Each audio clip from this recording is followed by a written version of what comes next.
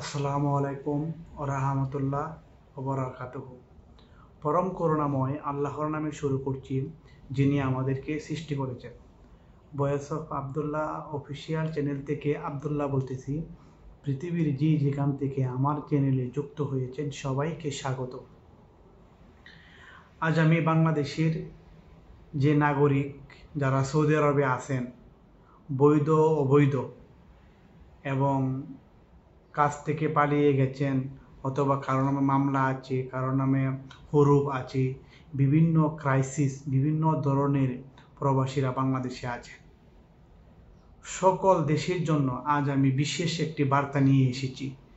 তাদেরকে আজ আমি বাস্তব অভিজ্ঞতা সম্পর্কে একটি বিষয় তুলে ধরতে চাই। যেরকম মনে করেন আপনি কাজের স্থানে আছেন, অথবা রাস্তায় আছেন, অথবা আপনি যে কোনো বাসায় থেকে, অথবা হসপিটাল থেকে, অথবা দোকান থেকে, বাকালা থেকে, মার্কেট থেকে, বলদিয়া হিসেবে যে কোনো কাজের স্থান থেকে আপনাকে পুলিশ আপনাকে ধরার জন্য চেষ্টা করবে এবং কি আপনাকে ধরার পরিবেশ তৈরি করবে। পুলিশ যদি আপনাকে ধরে ফেলে তখন আপনার কি করণীয়? এদেশে সৌদি আরবে বিভিন্ন ধরনের পুলিশের গাড়ি বিভিন্ন রকমের আছে। যেমন মনে করেন যে মুরুর, সেররি, আশকারি, বিভিন্ন ধরনের যে পুলিশের যে গাড়ি চেনা খুবই কঠিন। তাই এগুলাকে আপনি যদি আইডেন্টিফিকেশন করতে চান তাহলে আপনি পারবেন না। আপনাকে বাঁচতে হলে একটি বিষয়, দুটি বিষয়, তিনটি বিষয় আপনাকে মাথায় রাখতে হবে। এক নাম্বার যে বিষয় হচ্ছে, আপনি যেখানেই থাকেন, যেভাবে থাকেন, আপনার ইকামা আপনার সাথে রাখতে হবে। মোবাইলে ডাটা কানেকশন রাখতে হবে এবং আপসেরের যে আপনি লগ ইন লগ আউট এই মুহূর্তে আপনি করতে পারেন। সৌদি আরবের যে কোনো জায়গার মধ্যে এই পরিবেশটি আপনার জন্য, অথবা আপনার বাংলাদেশি প্রবাসী ভাইদের জন্য, অথবা বিভিন্ন দেশের যারা প্রবাসীরা আছে তাদের সবারই একই পরিবেশ হতে পারে। পুলিশ যদি আপনাকে ধরে, আপনাকে বলে মোহাম্মদ তাল যে আপনি এদিকে আসেন, পুলিশরা সবসময় কথা বলে মোহাম্মদ তাল। আসার পরে জিপ ইকামা, আপনি ইকামা দিবেন, মানে জিপ ইকামা বাংলা হচ্ছে ইকামা দেন। ইকামা যদি বলেন যে আমার ইকামা রুমে আছে, আমার রুমে আমি ইকামার সাথে নিয়ে আসে নাই, তখন আপনাকে বলবে জিপ আপসের। তখন বলবেন যে আপসের আমার এমবি নাই, আমার ডাটা নাই, আমি আপসের মানে লগ ইন লগ আউট করতে পারি না। তখন আপনাকে পুলিশ কিন্তু গাড়িতে করে নিয়ে চলে যাবে। এক নাম্বার, আপনি ইকামা দিতে পারেন নাই, আপসের আপনি লগ ইন লগ আউট করতে পারেন নাই। তৃতীয় নাম্বার, আপনাকে পুলিশে থানায় নিয়ে যাবে। পুলিশে থানায় যখন নিয়ে যাবে, নিয়ে যাওয়ার পরে এখানে আপনার যে তারা প্রথমেই জেল বা থানার মধ্যে একটা ঘরের মধ্যে, লোহার ঘর, সেখানে আটকিয়ে রাখবে।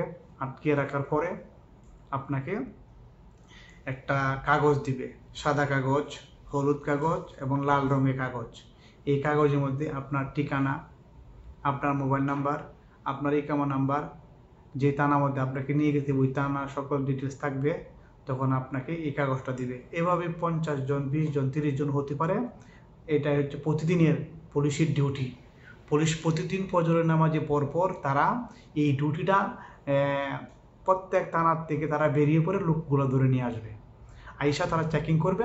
চেকিং করার পরে, চেকিংটা কীভাবে করে, যেমন মনে করেন যে আপনি ইকামা দিতে পারেন নাই, আপনি আপসের লগ ইন লগ আউট দিতে পারেন নাই, তখন তারা ওই থানার মধ্যে নিয়ে যাওয়ার পরে একের পর এক লাইনে দাঁড় করিয়ে আপনাকে চেকিং করবে। চেকিং করার পরে আপনি যখন ফিঙ্গার দিবেন, আপনি ফিঙ্গার দিলেই আপনার সমস্ত ডিটেল চলে আসবে। কিভাবে আসবে? তাদের এই আপসের মেশিন আছে। যখন আপসের মেশিনের মধ্যে দেখাবে যে আপনার ইকামা এক্সপায়ার না, আপনার ইকামা খুব সুন্দর এবং তারিখাতে ডেট আছে, তাহলে আপনাকে বলবে তুমি চলে যাও। মানে কি তুমি চলে যাও, আপনাকে আর আটকে রাখবে না। আচ্ছা, এখন আমি যে বিষয়বস্তু বলবো, যদি কারো নামে মামলা থাকে সৌদি আরবে, যেমন আপনার মামলা আছে, পুলিশ আপনাকে নিয়ে গেছে, এই মামলা বোঝা যায় আপনাকে দেশে পাঠানো যাবে না, এখান থেকে আপনাকে দেশে ওরা পাঠাবে না, আপনাকে ছেড়ে দিবে। এবং যাদের নামে হুরুপ আছে, যেমন হুরুপ কি জিনিস, হুরুপ হচ্ছে আপনার কোম্পানি যেখানে আপনাকে কাজ দিয়েছে সেই কাজের জায়গা থেকে আপনি পালিয়ে গেছেন, আপনি সেখানে নাই, তখন এই ইকামা নাম্বারটা এই আফসেরের যে মেশিন সেখানে আপনার ফিঙ্গারপ্রিন্ট দেওয়ার সঙ্গে সঙ্গে আপনার এই তথ্য বেরিয়ে আসবে। তখন আপনি হুরুপ হলে, হুরুপ হচ্ছে আপনাকে পুলিশের দায়িত্বে তারা বাংলাদেশে আপনাকে পাঠিয়ে দেবে, এই হচ্ছে বিষয়। আর যাদের বিভিন্ন ধরনের মামলা মোকদ্দমা আছে, যখন আপনি ইকামা আমাদের ঢুকবো, আফসেরে চেকিং করবো, তখন যদি এগুলো আসে তাহলে আপনি বাংলাদেশে যেতে পারবেন না, তাহলে আপনাকে পুলিশের থানার মধ্যে আপনাকে রাখবে না, আপনাকে আবার ছেড়ে দিবে। এই অটোমেটিকভাবে আপনার কেস যতক্ষণ শেষ না হবে আপনি কিন্তু দেশের বাইরে যেতে পারবেন না। এই জন্য আমি বাংলাদেশি মানুষদেরকে বলবো, বা বিভিন্ন দেশের মানুষদেরকে আমি এটাই জানাতে চাই, আপনারা পুলিশ দেখলে কখনো দৌড় দিবেন না, পুলিশ দেখলে কখনো পলায়ন করার চেষ্টা করবেন না। এই সৌদি আরবে পুলিশ কিন্তু অত্যন্ত গুরুত্বপূর্ণ বিষয়, তারা আপনাকে মারবে না, আপনার গায়ে হাত তুলবে না, আপনার যে পদ্ধতি আছে সৌদি আরবের এই পদ্ধতি অনুযায়ী আপনাকে অবলম্বন করতে হবে, এটা একটি মুখ্য বিষয়। তাই আপনি যেখানে থাকবেন ইকামা আপনাকে সঙ্গে নিতে হবে, ইকামা আপনাকে অবশ্যই সঙ্গে নিতে হবে, এটা হচ্ছে 1 নম্বর বিষয়। এবং আফসের লগ ইন লগ আউট আপনাকে করতে হবে। কিন্তু দুঃখের বিষয়, আমার বাংলাদেশি মানুষ যারা আছে তারা লগ ইন লগ আউট আফসের করতে পারে না, তারা এগুলো জানে না। তখন পুলিশে নিয়ে যাওয়ার পরে ওইখানে 1 দিন 2 দিন 1 ঘন্টা 2 ঘন্টা এই থানার মধ্যে আটকে রাখে, খাওয়া দাওয়ার কষ্ট, চলাফেরার কষ্ট, কত যে একটা ভয়ঙ্কর জিনিস, এটা বাস্তব চোখে কেউ না দেখলে কেউ বুঝতে পারবে না।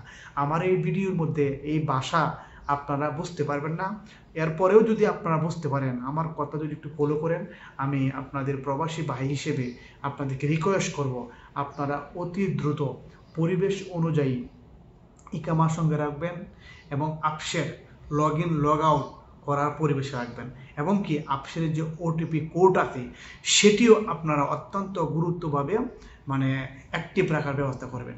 যদি আপনারা এই অ্যাক্টিভ না রাখেন তাহলে ওটিপি আসবে না, আফসের লগ ইন লগ আউট করবে না। কীভাবে ওটিপি আসবে, কীভাবে ওটিপি না আসবে, এই বিষয়ে আমার চ্যানেলে এই ভিডিও দেওয়া আছে, আপনারা এই ভিডিওটি আমার ডেসক্রিপশন লিঙ্কে আপনারা পেয়ে যাবেন, আশা করি আপনারা বুঝতে পারছেন। তাই আমি বাংলাদেশের মানুষদেরকে যে বিষয়টি বলতে চাই, যে পুলিশ প্রশাসন সৌদি আরবের এবং আপনাদের যে বর্তমান যে অভিজ্ঞতা অনুযায়ী আমি যেটি বলতে চাই, ইকামা সঙ্গে রাখতে হবে, পাসপোর্ট সঙ্গে রাখতে হবে, এবং কি আফসের লগ ইন লগ আউট পরিবেশটি অবশ্যই সঙ্গে রাখতে হবে, না হলে আপনাদের অনেক বিপদ হতে পারে। সৌদি আরবের টানা পর্যায়ের অনেক পরিস্থিতি, এটি খুবই অত্যন্ত দুঃখজনক। যারা একবার এখানে গিয়েছে তারা বুঝতে পারবে যে পরিবেশটা কতটুকু ভয়ঙ্কর। তাই আমি বাংলাদেশি মানুষকে বলতে চাই, আপনারা অতি দ্রুত সব কিছু সবসময় সঙ্গে রাখবেন। এই বলে আমি আজ আপনাদের মাঝ থেকে বিদায় নিব। দেখা হবে পরে কোনো ভিডিওতে ইনশাল্লাহ। আসসালামু আলাইকুম ওয়া রাহমাতুল্লাহ ওয়া বারাকাতুহু।